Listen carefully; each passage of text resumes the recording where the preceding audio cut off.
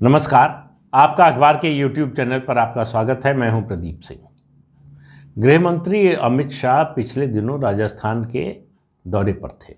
वो भारतीय जनता पार्टी के जनप्रतिनिधि संकल्प सम्मेलन में भाग लेने गए थे। वहां उन्होंने जो बातें कही, लक्ष्य तो स्थानीय पार्टी यानी राज्य की पार्टी थी, उसका नेतृत्व था और ख़ासतौर से पूर्व मुख्यमंत्री वसुंधरा राजे सिंधिया पर निशाना था। लेकिन उसके जरिए उन्होंने पूरे देश के भाजपा नेताओं कार्यकर्ताओं को एक बड़ा संदेश दिया। ये इस तरह की बात इससे पहले अभी तक किसी ने बोली नहीं थी। उन्होंने कहा कि जो लोग संगठन के साथ चलते हैं उनका कभी सूरज ढलता नहीं। आप संगठन के साथ चलेंगे तो आपको उसका पुरस्कार मिलेगा, आपको उसका जो है प्रतिफल मिलेगा। अगर संगठन के साथ नहीं चलेंगे तो संगठन आपका साथ नहीं देगा। उसका निष्कर्ष ये था। ये संदेश था वसुंधरा राजे सिंधिया के लिए वैसे तो फौरी तौर पर, और अगर कोई गलतफहमी हो तो उसको दूर करने के लिए और उन्होंने उदाहरण दिया। उन्होंने कहा कि राजस्थान की इकाई भारतीय जनसंघ की सबसे पुरानी सांगठनिक इकाई है। यहाँ भाजपा के उस समय जनसंघ जो थी, जनसंघ के 8 विधायक जीत कर आए थे पहली बार। 8 में से 6 विधायक जमींदारी प्रथा को खत्म करने के विरोध में थे, यानी चाहते थे जमींदारी प्रथा चलती रहे। पार्टी ने 6 के 6 विधायकों को निकाल दिया। जो 2 विधायक बचे उनमें एक थे भैरव सिंह शेखावत। उन्होंने कहा कि आप देखिए कि भैरव सिंह शेखावत पार्टी के साथ रहे उस संकट के समय में, और वो कहाँ से कहाँ पहुँचे। वो मुख्यमंत्री बने, वो देश के उपराष्ट्रपति बने, तो मिलकर काम करेंगे। फिर उन्होंने उदाहरण दिया गुजरात का। उन्होंने कहा कि पन्ना प्रमुख जो है वहाँ सबसे महत्वपूर्ण है, इसलिए आप देखिए कि 2-2.5 दशक से बीजेपी वहाँ सत्ता में है। तो व्यक्ति से ज़्यादा बड़ा है संगठन। उन्होंने कहा नेता को मत देखिए, मतदाता को देखिए, तभी संगठन चलेगा, तभी चुनाव में जीत मिलेगी, तभी कामयाबी मिलेगी, तभी सरकार बनेगी। अब ये बात इतनी बड़ी है कि जहाँ भी असंतुष्ट नेता हैं, जहाँ भी गुटबाजी है, जिन भी प्रदेशों में, उन सब के लिए एक संदेश है कि संगठन से बड़े नहीं हैं आप चाहे जितने बड़े नेता हों, चाहे जितने लोकप्रिय नेता हों। राजस्थान में भाजपा की दिक्कत यह है कि वसुंधरा राजे सिंधिया की लोकप्रियता के बराबर का कोई नेता नहीं है। इस समय जो प्रदेश अध्यक्ष हैं सतीश पूनिया, वो बहुत अच्छे संगठन करता है, संगठन के बहुत अच्छे व्यक्ति हैं। अब ये 2 मिलें तो पार्टी के लिए ये बड़ी ताकत बन सकते हैं। दोनों अगर अलग हैं, अलग अलग दिशा में जा रहे हैं, तो पार्टी का फिर कुछ नहीं हो सकता।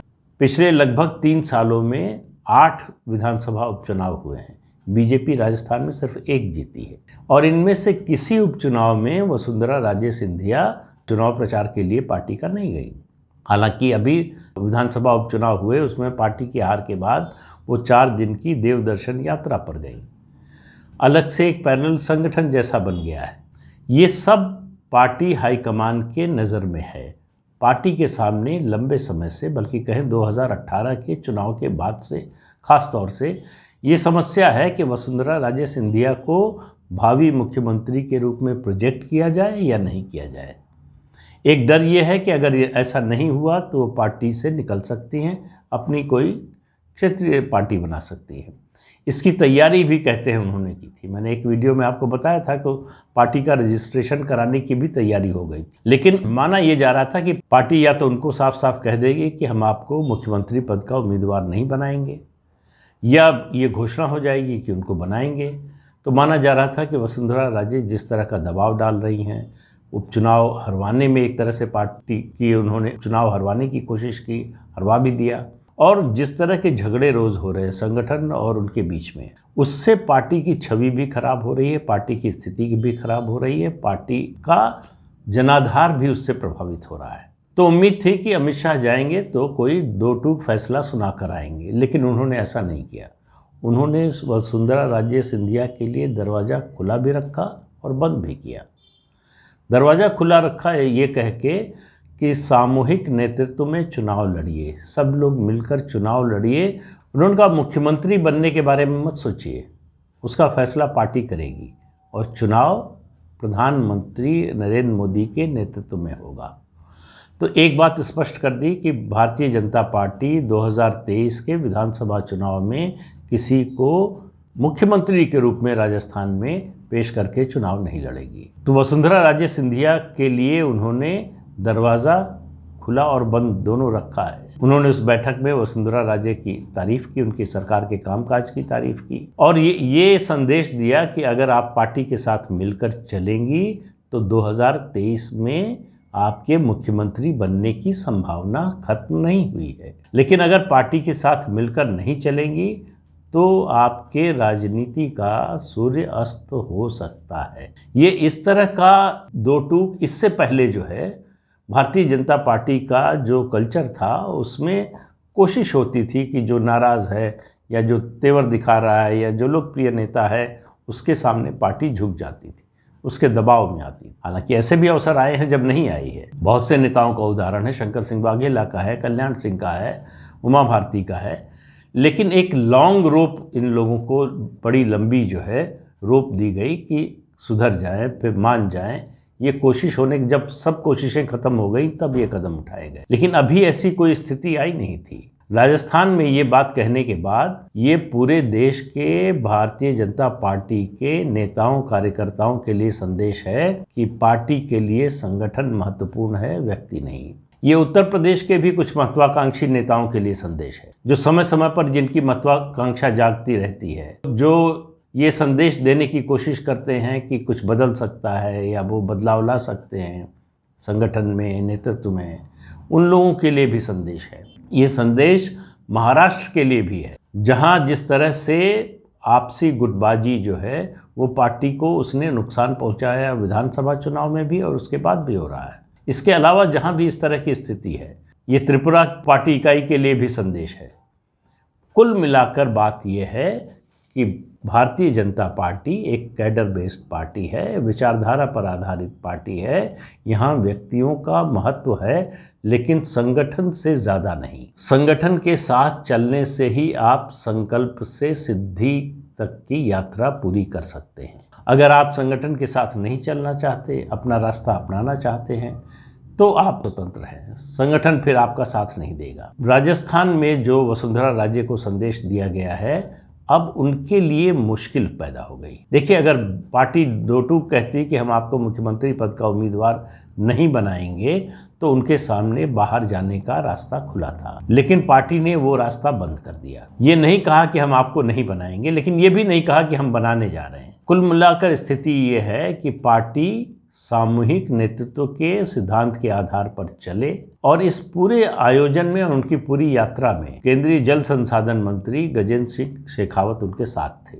ऐसा माना जाता है कि पार्टी हाईकमान उनको भावी मुख्यमंत्री के रूप में देखता है, लेकिन अमित शाह ने ऐसा कोई संकेत नहीं दिया, इस बात की कोई चर्चा नहीं की।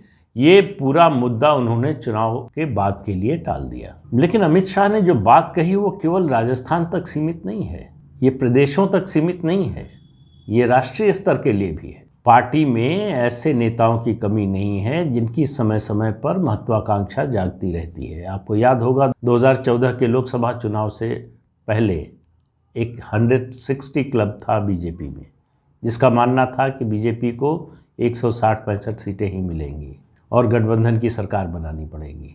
वो 2019 आते आते वो 220 का क्लब हो गया और ये कहने लगा कि 220 से ज़्यादा सीटें आएंगी नहीं, पूर्ण बहुमत तो मिलने का कोई सवाल ही नहीं है। तो ऐसे में नरेंद्र मोदी प्रधानमंत्री नहीं होंगे, किसी और को प्रधानमंत्री चुनना पड़ेगा पार्टी को। तो ये सब जो लोग हैं, इन सब लोगों के लिए, इस एक वाक्य में इन सब लोगों के लिए संदेश है कि पार्टी के हित में काम करोगे तो बहुत कुछ मिल सकता है, पार्टी के हित के खिलाफ काम करेंगे, संगठन से अपने को बड़ा समझेंगे तो फिर आपके लिए आने वाले दिन मुश्किल भरे होंगे। तो अमित शाह ने जो बात कही, दरअसल वो जनसंघ के दिनों की वापसी का भी एक जो है संकेत देता है, जब संगठन व्यक्ति से बड़ा था। बीच में ऐसा दौर आया और राष्ट्रीय स्तर पर ही नहीं, प्रदेशों में भी बहुत से नेता ऐसे हुए जो समझने लगे कि वो संगठन से बड़े हो गए। लेकिन देखिए, कैडर बेस्ड पार्टी में ऐसा कभी हो नहीं पाता है। नेता बड़ा कैडर बेस्ड पार्टी में तभी तक रहता है जब तक कैडर उसके साथ रहता है। जिस दिन कैडर साथ छोड़ देता है, नेता को अपनी असली हैसियत पता चल जाती है। और इसी संगठन के कारण बीजेपी आज यहाँ तक पहुँची है। नेताओं का भी योगदान रहा है, इससे कोई इनकार नहीं कर सकता। नेता का अपना एक आकर्षण होता है, अगर करिश्माई नेता है तो और ज़्यादा होता है। राष्ट्रीय स्तर की बात करें तो अटल बिहारी वाजपेयी का नाम ले सकते हैं और आज प्रधानमंत्री नरेंद्र मोदी का नाम ले सकते हैं। दोनों के नाम पर वोट देने वाले भी थे, इसमें कोई शक नहीं है। आज प्रधानमंत्री नरेंद्र मोदी का जो करिश्मा है, जो लोकप्रियता है, उसके कारण बीजेपी का जो वोट है, कोर वोट है, उसमें वोट जुड़ता है। ये बात तो ठीक है, लेकिन अगर कोई व्यक्ति, राज्यों की बात करें, अगर ऐसा कोई नेता है और वो ये उम्मीद करने लगे कि वो संगठन के बिना भी सब कुछ कर सकता है, संगठन को उसके पीछे चलना चाहिए, तो ऐसा नहीं होने वाला है। अमित शाह का ये संदेश है। तो कुल मिला संगठन की सुपरमेसी, इसको स्थापित किया उन्होंने राजस्थान के लोगों को, राजस्थान के भाजपा नेताओं, जनप्रतिनिधियों, कार्यकर्ताओं से बात करते हुए। और ये पूरे देश के लिए है। और इसका महत्व इसलिए भी है कि 5 राज्यों में चुनाव होने जा रहे हैं। उसके अलावा उसके बाद फिर कुछ राज्यों में है और 23 तक लगातार चुनाव है, फिर 24 का लोकसभा चुनाव है। तो पन्ना प्रमुख जो है पार्टी का एक तरह से मूल मंत्र बन गया है कि वहाँ से शुरू कीजिए, मतदाता पर फोकस कीजिए, मतदाता के संपर्क में रहिए। अगर आप लोगों के संपर्क में नहीं होंगे तो संगठन चाहे जितना बड़ा हो, चाहे जितना मजबूत हो, नेता चाहे जितना लोकप्रिय हो, फिर काम नहीं आएगा। तो ऐसा लगता है कि ये संदेश देने की ज़रूरत इसलिए पड़ी कि कोर्स करेक्शन की ज़रूरत महसूस हुई पार्टी हाईकमान को, कि स्थिति जो है ये इस दिशा में न जाए कि नेता अपने को संगठन से बड़ा समझने लगे। अब सवाल ये है कि फिलहाल तो राजस्थान की बात कर रहे थे, क्या राजस्थान में इसके बाद दोनों गुट मिलकर चलेंगे? पार्टी, संगठन, वसुंधरा राजे का गुट मिलकर काम करेगा? क्या ये संदेश नीचे तक पहुंचा है? क्या इस संदेश पर अमल होगा? इससे तय होगा कि आगे और दूसरे राज्यों में क्या होगा, इसका असर क्या होगा। अगर ऐसा नहीं होता है तो पार्टी हाईकमान किस तरह का एक्शन लेगा, इससे भी तय होगा। तो आज के अंक में इतना ही। अगले अंक में फिर मिलेंगे किसी नए मुद्दे के साथ। तब तक के लिए इजाज़त दीजिए। नमस्कार। आपसे अनुरोध है कि ये चैनल देखिए, शेयर कीजिए, लाइक कीजिए और सब्सक्राइब ज़रूर कीजिए। नमस्कार।